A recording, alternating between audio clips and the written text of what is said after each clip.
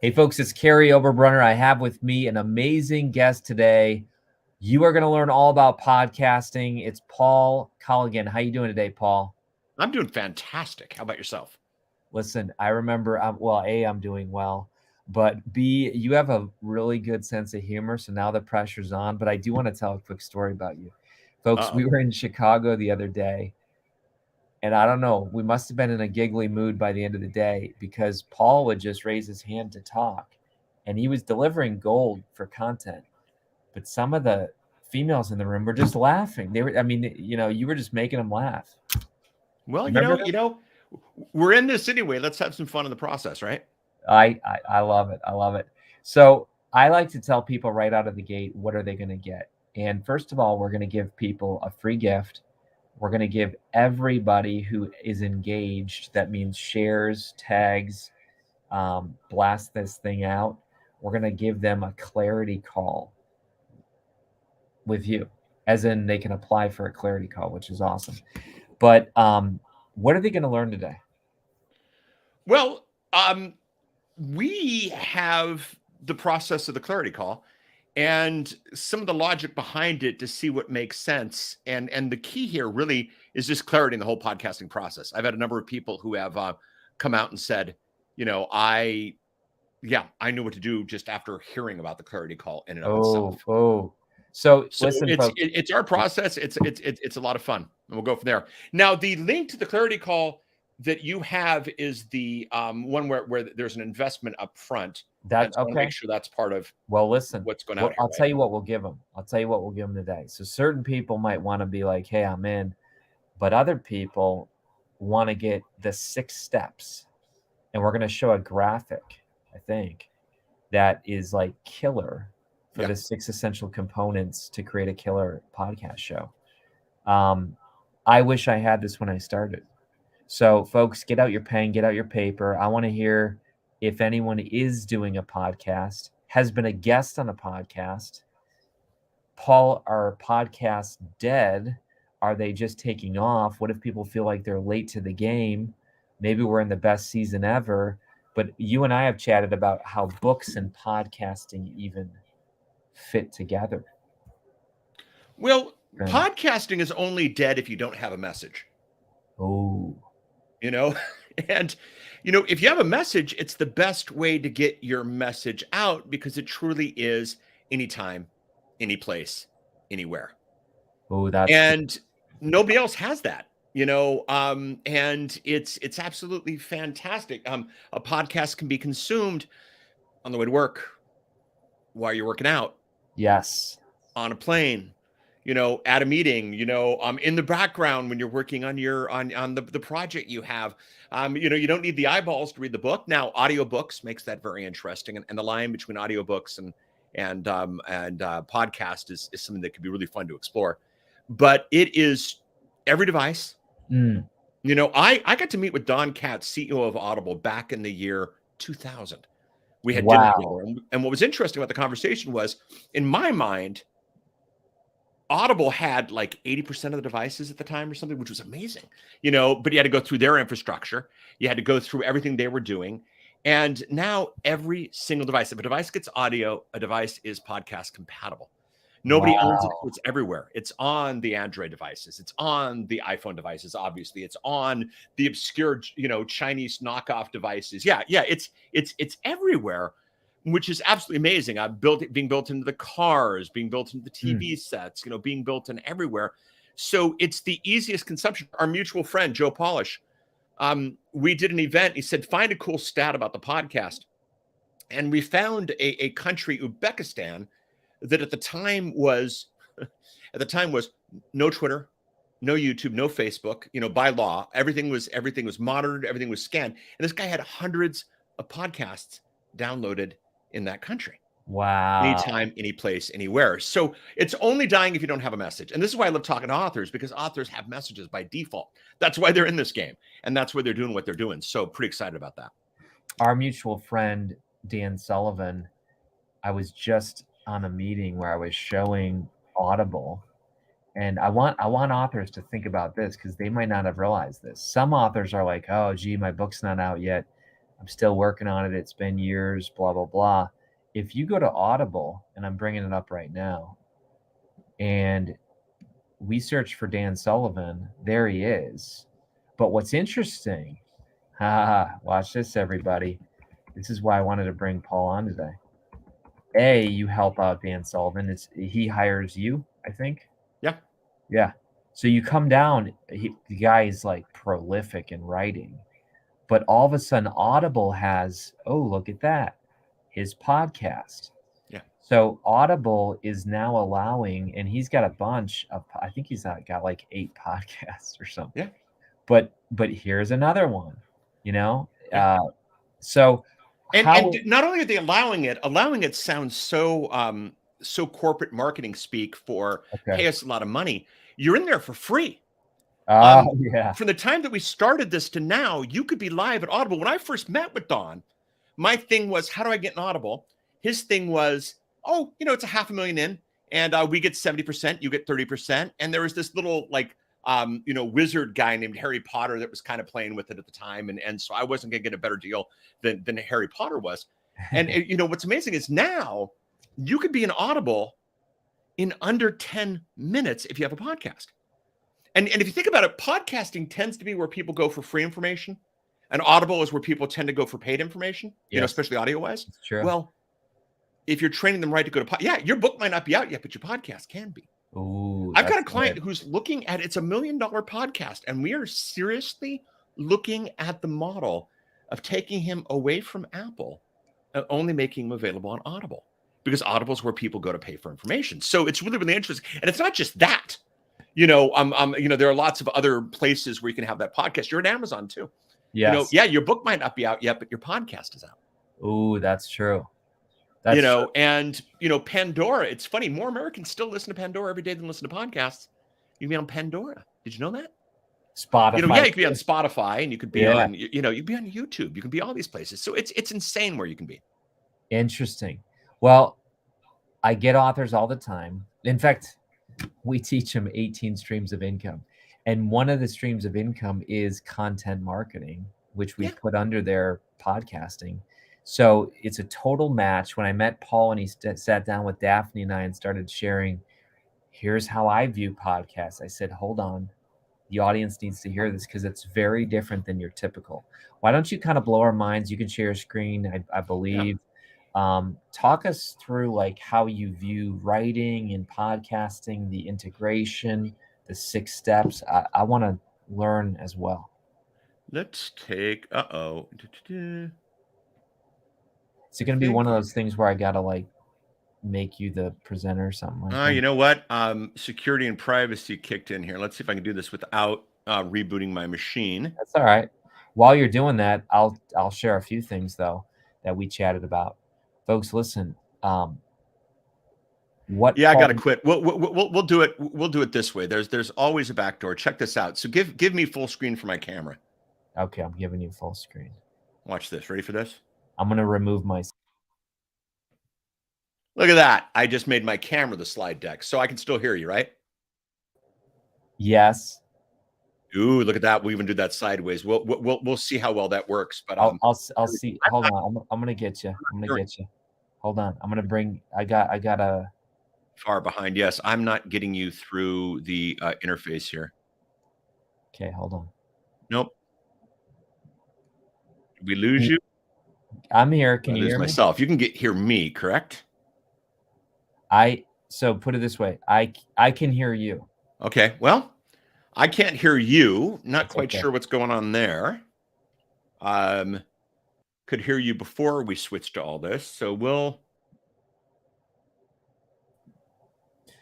tell you what, Paul, just you roll with it. No, we can hear you. Can't hear you in the slightest. We can hear you. Let's see here. I'm in the private chat. If you have anything you can tell me about this. Let's see. Yeah, I'm going to tell him. Oh, that wouldn't matter for you. Okay, it says gotcha. Just present. All right. We will just present and we will go from there. And all right, so I'm going to show you guys an exclusive graphic of our success path after 107 discovery calls. People want to call, people want to talk about podcasting, and I want to show you our success path after 107 of them. We charted them specifically, clearly, and here's what we got. We got bupkis. It just didn't work. And what would happen is the brain would be picked. People would come in.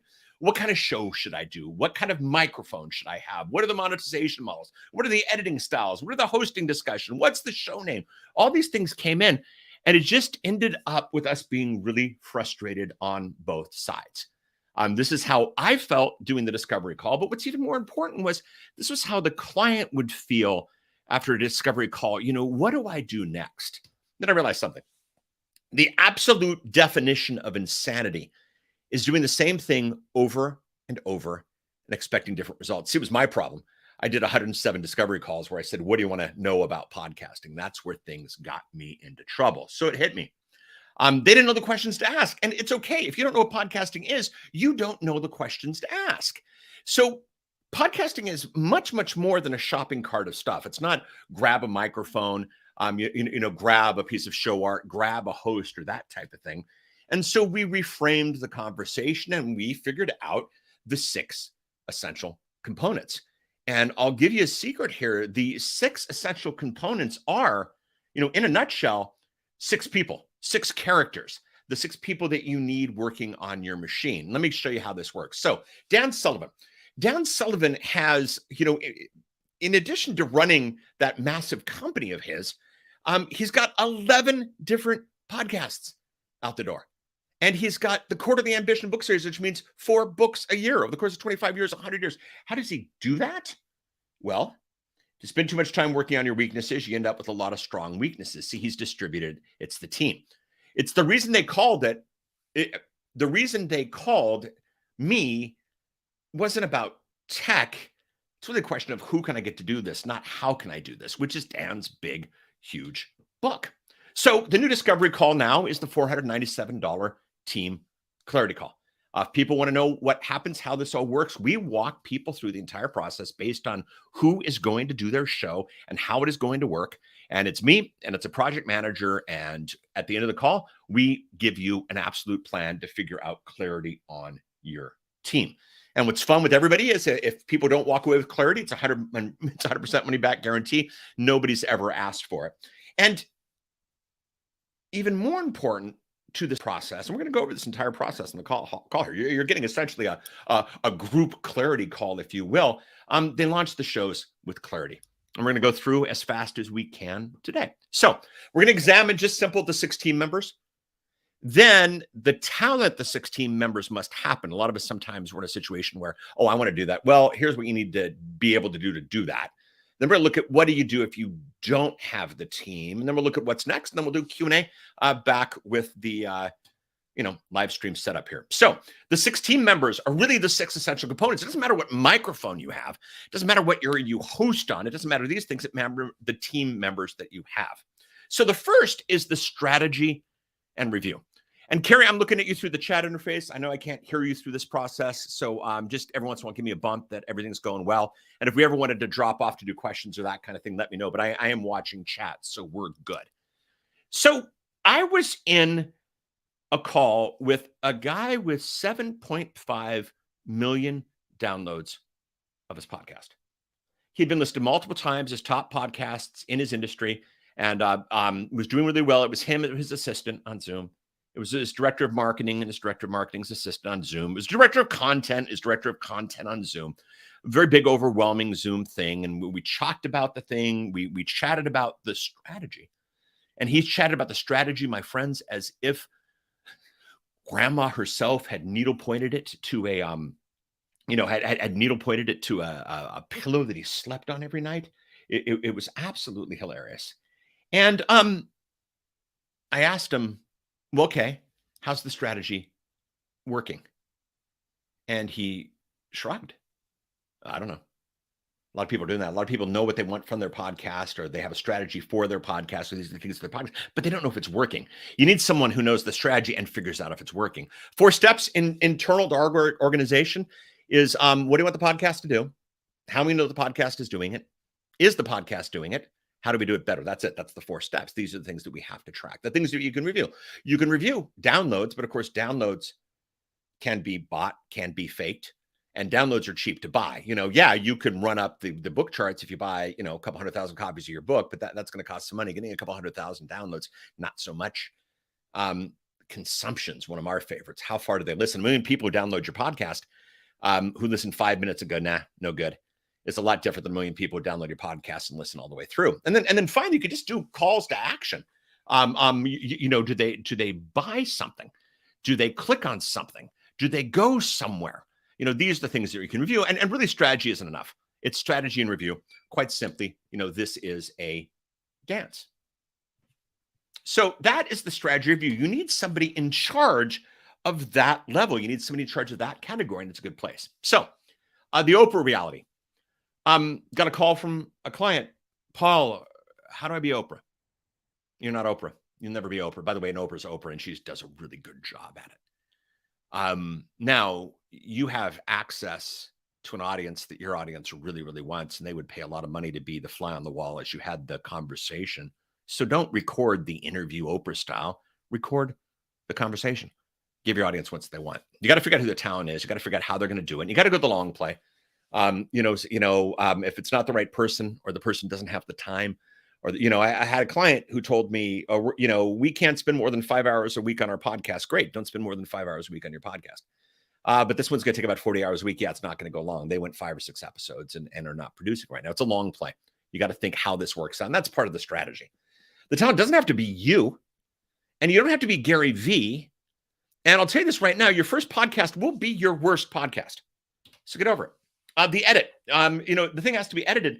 And despite how it may feel, there's no way to click save as NPR and get the custom banjo music and that kind of stuff. Your presentation, the edit has to match the message. If you're trying to present yourself as a multi-million-dollar organization that is nothing but excellent, and all you're showing is, a file save as a Zoom call, that won't work. The edit's got to match your message. Keep your projects. Things happen all the time. The edit, honestly, is the easiest to outsource, but you do have to be careful with scope creep, because what can happen is, change this, change this, change this, change this, change this. And at some point, it's not worth it anymore. And it's funny. This is another one of the ways, Kary, where we're a lot like the books. At some point, we have to hit publish. At some point, it's got to be out there. That's the next step. Somebody's got to do the publish. And publishing is really important, because it's what to do and it's where to do it. Kary, I was at Podcast Movement 3 weeks ago now, I think. And I was chatting with somebody from Audible, because I was making a statement in my presentation that less than 10% of the podcasts are in Audible. See, that's a silly thing. I told you, yes, it takes less than, it takes about 10 seconds to click the button, and it takes about 10 minutes to get in. Yet 10% of the podcasts are Audible. So you got to know what to do. You got to know where to do it. And you got to know the landscape changes, and you have to publish to it. Something really cool is coming from YouTube. We don't actually even know what it necessarily is yet, but people are coming to it. And, you got to know where to go. You got to know where to go. And I'll tell you, I've gotten more clients by asking people, why isn't your show on Amazon? And what's funny, I've actually come to some other clients and I've actually told them, oh, by the way, your episodes aren't at Apple. The publisher is what to do, where to do it, how to update as it happens.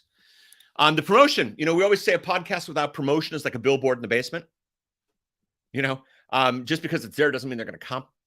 The win's the subscribe, now called the follow, actually. But basically, you don't want them listening to one episode. You want them listening to multiple episodes.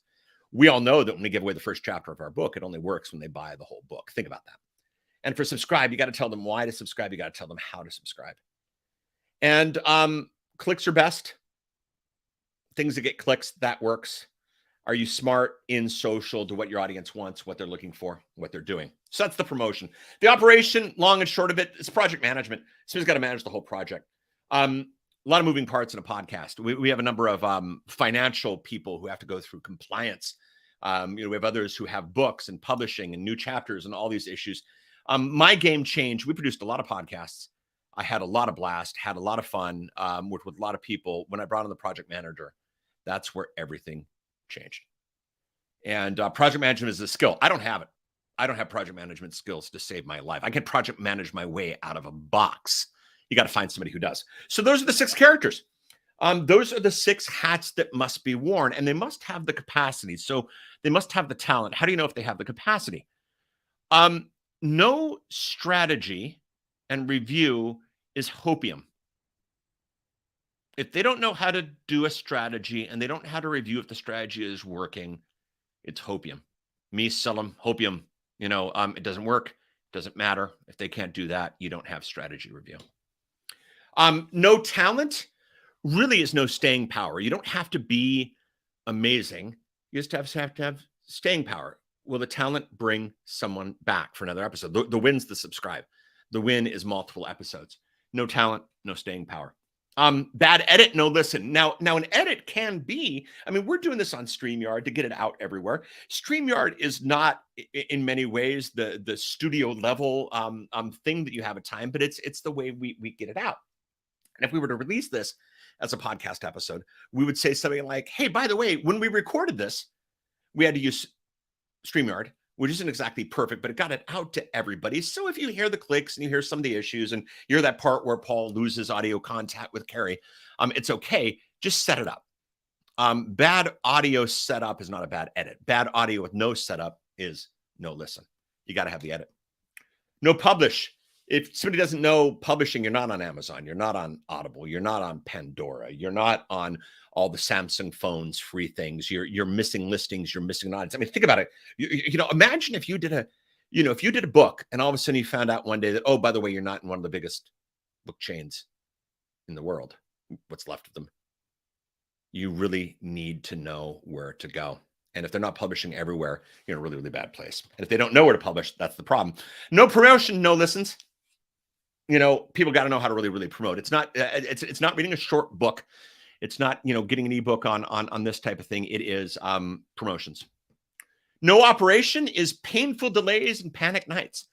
My phone's set. You can't call me at 2:00 in the morning, but I know podcasters who have unfortunately recorded at 2:00 in the morning and wanted it out the next day. And I have a project manager that just won't allow that. No real project management, no more painful delays, no more panic nights. You don't want these. All right. So what if you don't have the team?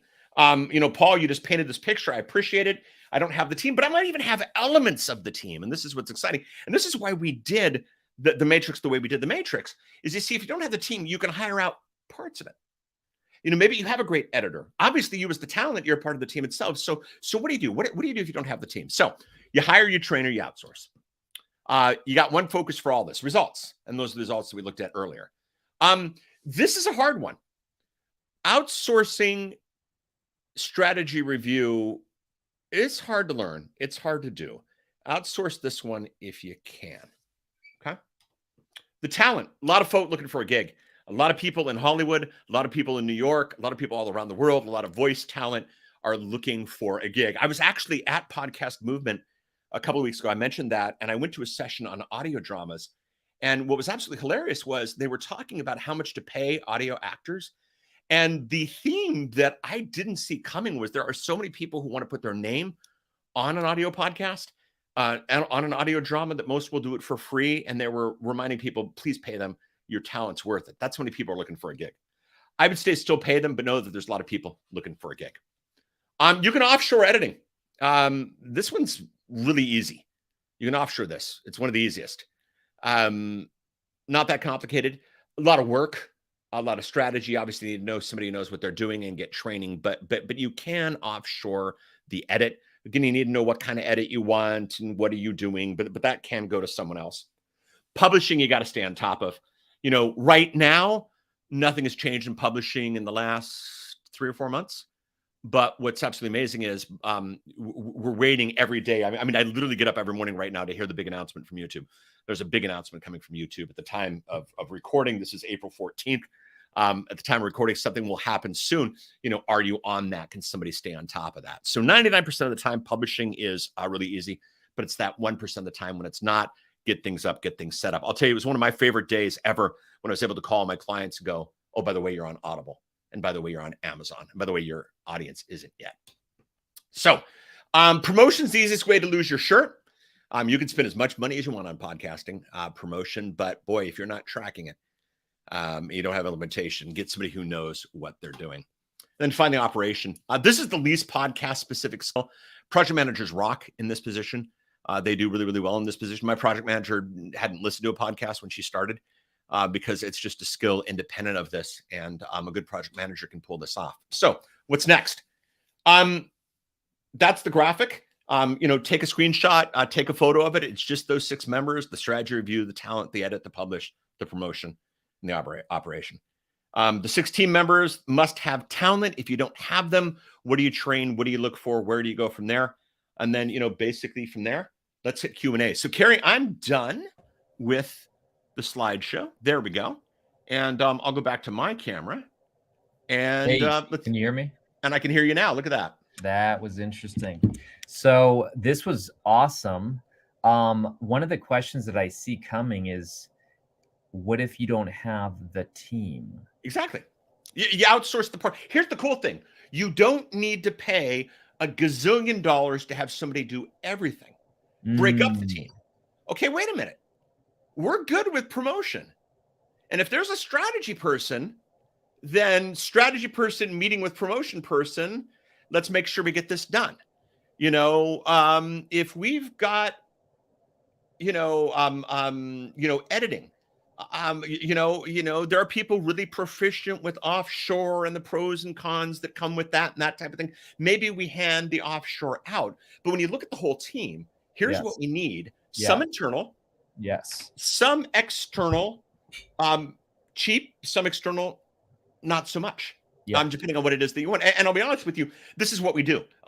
We work with people. What we do at the end of the Kary call is we help them figure out what you got, and then we can base a thing on our team on that. And we've had clients who've said, I dealt with one guy who's kind of funny.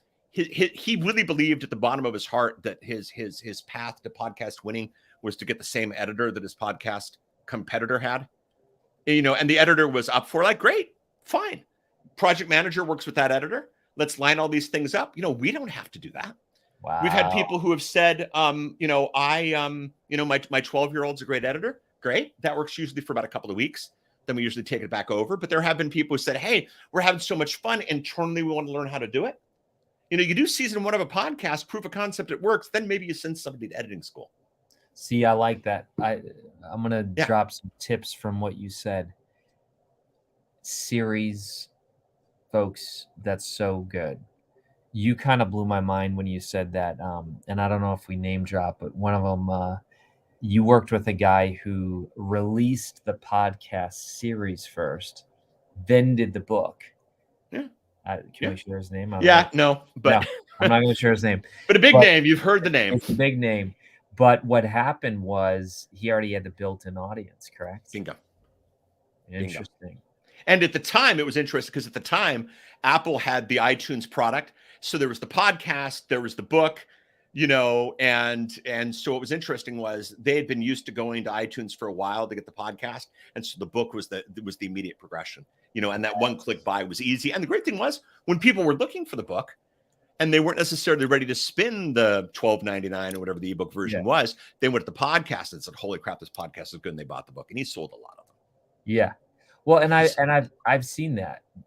People say to me all the time, why would I pay $2,000 to go to a Tony Robbins event when I can go on YouTube and get a lot of his teaching for free? Yeah. I think what happens is everybody has a podcast, meaning you look at Grant Cardone, Ed Milet, whoever you want to say, Mel Robbins, whoever you are following, they all write books. They all charge for their courses, and yet they all have the free podcast. And what I hope people realize is it's a buyer's journey. You might listen to Mel Robbins or whoever, John Eldridge, whoever you think is an influencer for you. You listen to them, you try them for free, and you're like, oh my gosh, if this is that good and it's free, I wonder what their paid stuff is. Yeah, and they start dabbling in and getting results. And then they're like, well, gee, it paid for itself. I'm going to keep learning. Have you seen that happen, Paul? Oh, absolutely. And what's funny, I did an event once. It was hilarious. I did an event. I have a lot of fun on stage, as you can probably tell. And I had a 45-minute session at the event. And this woman came up to me and she said, Paul, are you going to talk about this, or this? And like, she knew my shtick. She knew because she had listened to the podcast. And I told her, I said, I'm going to talk about this. She says, okay, well, I already know about this and this. So she was pre-sold. Interesting. She'd consumed all that content and she was ready to hear it again. She said, yeah, everything you said, I'd heard you say before, but hearing you made it on stage is why I'm joining your mastermind. Wow. And so that happens. I've done a tiny bit of work with the Tony Robbins group. Yeah. They know the people who come from YouTube. They know the people who come from the podcast group. And so it's there, and it's the same thing as, why would I give it away for free? Well, back in the old days, you get on a plane and you do the book tour and you do 47 different, local television stations to sell copies of the book. You're giving away free content there. Now you just do it at home, and you don't worry about this nonsense and this mess that you're dealing with. So yeah, it's definitely part of the process. It's not the entire thing. I would never recommend somebody only has a podcast. I would never recommend somebody only has a book. I'd never recommend somebody only has a YouTube channel. But if you have all of them and if you design it right, and if you think it through intelligently, that's where it gets to be fun. And that's that whole strategy review. What are you trying to do? What is the podcast for? How do you know if the podcast is doing it or not? Wow. So folks, listen, when you start a podcast, it is an investment of time and money. That's why I think the clarity call makes so much sense. Yeah. Where it's like, hey, my favorite book tells a story. It says, nobody builds a tower unless they first calculate the cost. The clarity call is really saying, hey, is this right for me? Is this right for my business? Is this right for my offer? Let's talk about that a little bit. Well, and let's take it away from the clarity call a little bit, because I'm seeing some of the responses in here, and this is clarity. You will spend money, time, effort. I'll give you an example. One thing about the edit, and I kind of jumped over this, but this is a classic example. Had a client who did millions of downloads of their podcast, very popular podcast. The music, they found out that the music that they used in the podcast wasn't licensed properly. Oh my gosh. And they didn't keep the projects of the podcast. And so the music was in the background as they were talking. So there was no way to creatively edit out this music that they didn't have permission to use. And so they spent a ton of money producing these episodes, marketing these episodes, managing these episodes, and they just decided the legal recourse, the best strategy was just to kill the show, or kill all those past episodes at least. Wow. And so the thing is, everything in life, you want to think through the process. That whole thing about what do I want my podcast to do? If you walk away with nothing here, I mean, we'd love to have you on a clarity call. We'd love to help you, these things. But the thing is, what do I want my podcast to do? There are so many people who are like, hey, I just want to do a podcast and get famous like everybody else does. Yeah, it doesn't work that way any more than you write a book and you get famous. This is why I love talking to authors. And so, a clarity call is one format to work through the process, and sure, we'd love to have you, but on a larger level, work through the process. Don't just grab a mic and start talking, have a plan, have a strategy, figure out what you're doing and go from there. This is our path. We're having a lot of fun with it. We're having a lot of success with it. I really want to have somebody ask for their money back after a clarity call, because I want to figure out where we went wrong and where the holes are in this, but this process is key. People need to, whatever, nobody has a kid not thinking what they're going to do, or nobody gets married not thinking what they're going to do, or, you take on jobs. Same thing with the podcast. Love it. True confession. We all start out as, well, most of us start out as solopreneurs. We start out doing everything, just like you said with the Dan Sullivan illustration. We pretty much are the only who. Yeah. And sadly, I see a lot of people, they get stuck there. Yeah. Now, I'm going to speak to the authors here, because I'm going to say that, folks, you have to charge for your services. Yeah. And one of the first things I did, Paul, was in the beginning, when I charged for my services, my coaching, my speaking, my books, I would take that and I would reinvest it. Yeah. Because in the beginning, I was the 6-person team. Right, oh my gosh. I would sit there, I would record it. Then I would sit there and edit it. Then I would sit there and upload it. Then I would promote it. And this became, I'm not even kidding, would you say 15 hours a week? Sure. Think about that, folks. Yeah. 15 hours a week. And I'm trying to grow the business.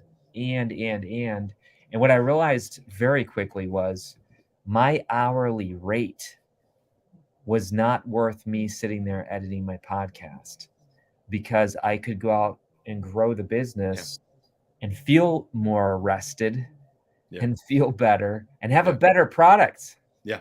Let me give you a fun, just a fun example, because it was one of those. Sometimes it's a great concept that we all chat about, but sometimes the math isn't easy to do. Let's do the math easy, okay? Let's do it.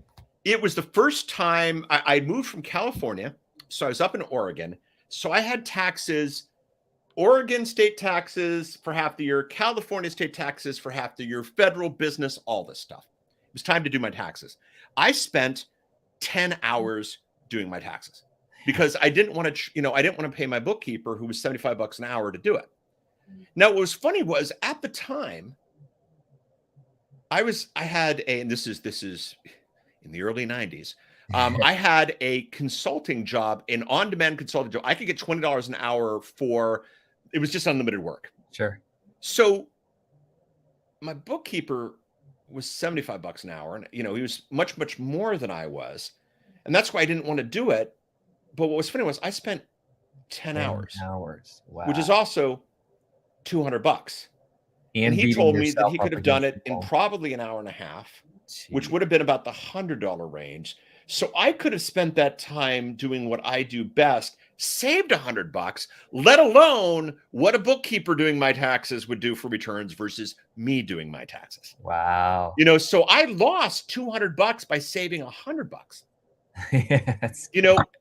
I spent $200 to save. It just doesn't work that way. So think about that process. Yes. In the early days, we do it all ourselves. Yes, it's better to hire a professional. Yes, we all hear that. But what's the real math on this? Yeah. That's the real question. Do the math. Yeah. It's the shift that everyone must take, because if you don't, you'll keep your business small. Yeah. You'll keep your author empire small. Listen, man, this was an absolute blast. 2 more minutes and then we got to roll. What else? What would you say to the author who says, I've always wanted to do a podcast? What would you say to them? Well, do it. Yeah. Next.